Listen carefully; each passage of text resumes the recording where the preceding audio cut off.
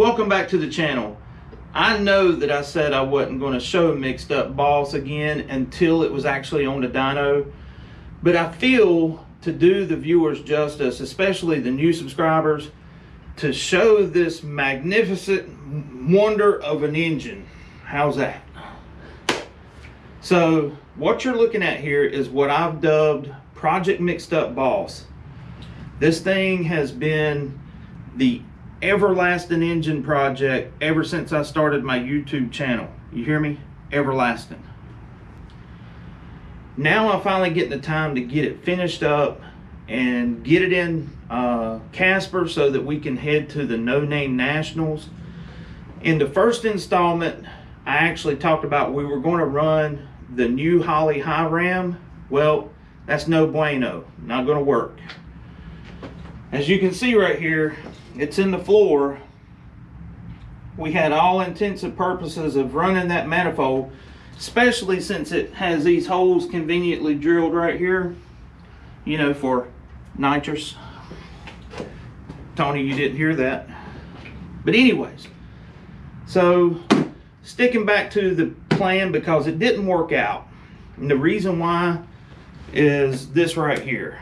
I put a lot of time and effort into this coolant crossover passage for these heads.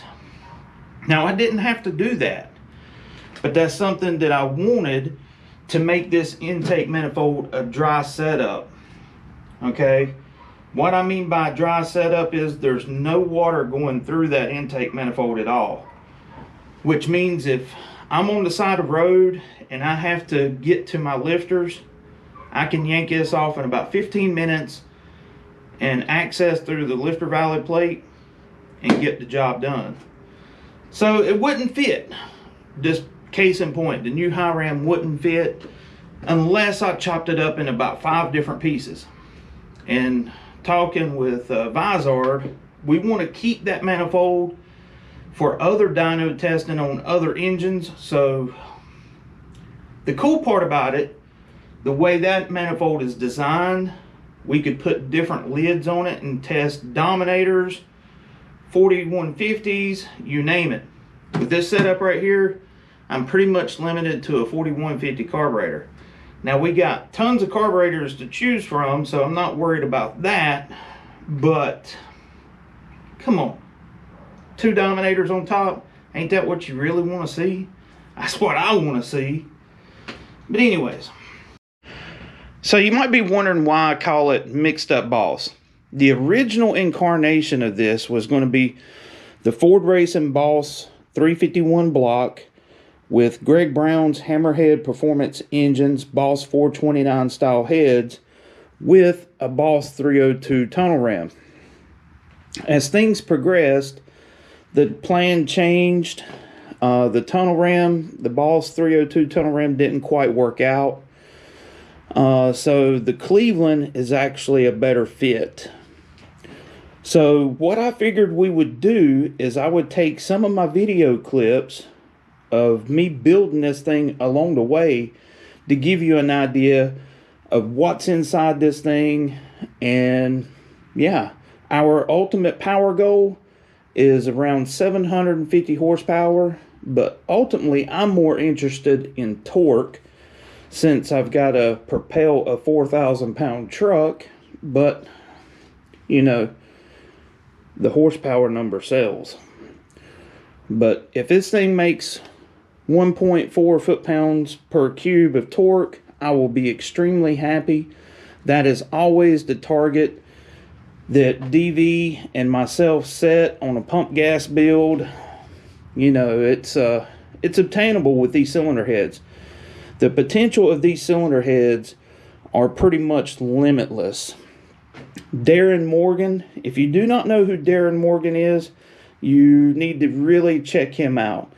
Brilliant cylinder head guy.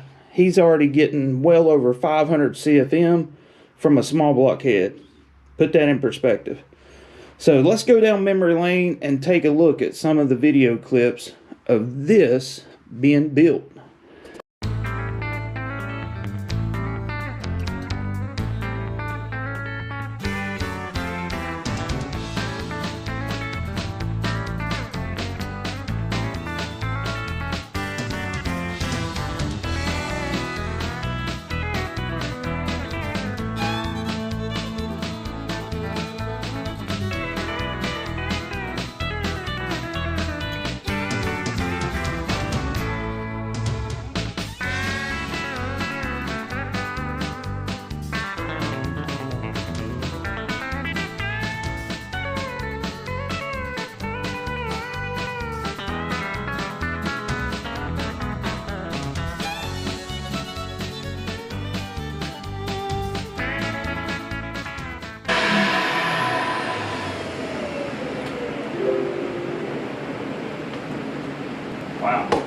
press it for an as-cast head. Yeah, as-cast port.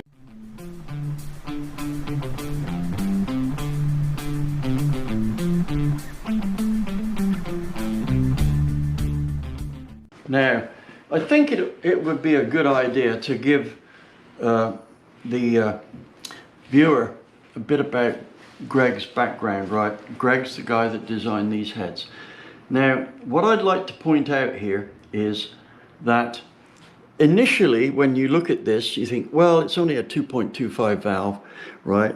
That's big for a small block Ford, right? It's almost as big as a regular big block Chevy. Right. Right, but here's the deal. The way this is done with a Hemi style chamber is there's no shrouding. Yeah. Right, so this valve here at low and mid lift acts as if it's about 2.45. Here's my point on this, right? It isn't a race head, right, but it's damn close to it. Right, and it has a convenience that very few race heads have. So, my thinking on this head is that it's going to work Jim Dandy.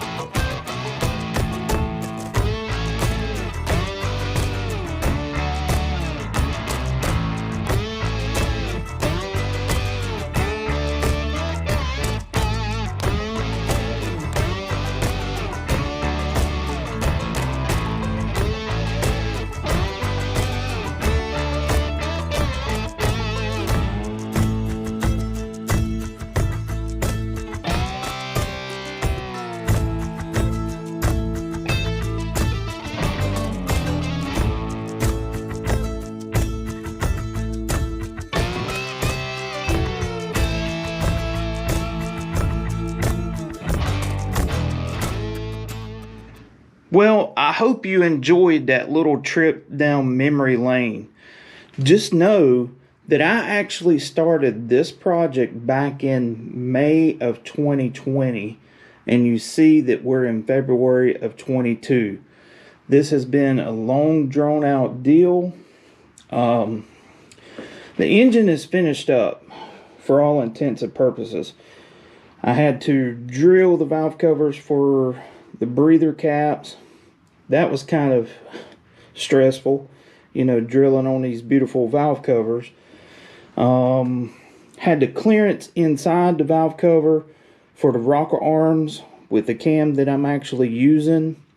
Greg told me that I would have to do that because he didn't know what I was going to be running.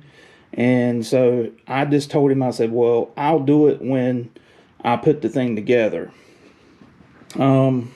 Last but not least, the only thing that we have left to do is I've got to get this over to David Vizard's. We're going to do some more work on it, on the port match. And, you know, while I can't run that one, I think that this one is going to be the better option. And my reasoning for saying that, even though that has a bigger plenum volume and it's got good taper from the top down to the bottom, the line of sight of the runner of this intake is better aligned with the head than that right there. The angles of the runners on the 351 high ram do not quite line up. They're at an upper angle like that. As you can see how the runners are actually separated in the plenum. So that's where we're at. I appreciate you watching the video. I can't wait to meet all of you guys at the No Name Nationals. And I definitely can't wait to see just how much power Mixed Up Boss makes on the dyno. But more importantly, I can't wait to see what Casper runs with this under the hood. So I'm going to leave you with a little clip of Casper. And until next time, this is Andy from Unity Motorsports Garage. I'll catch you later.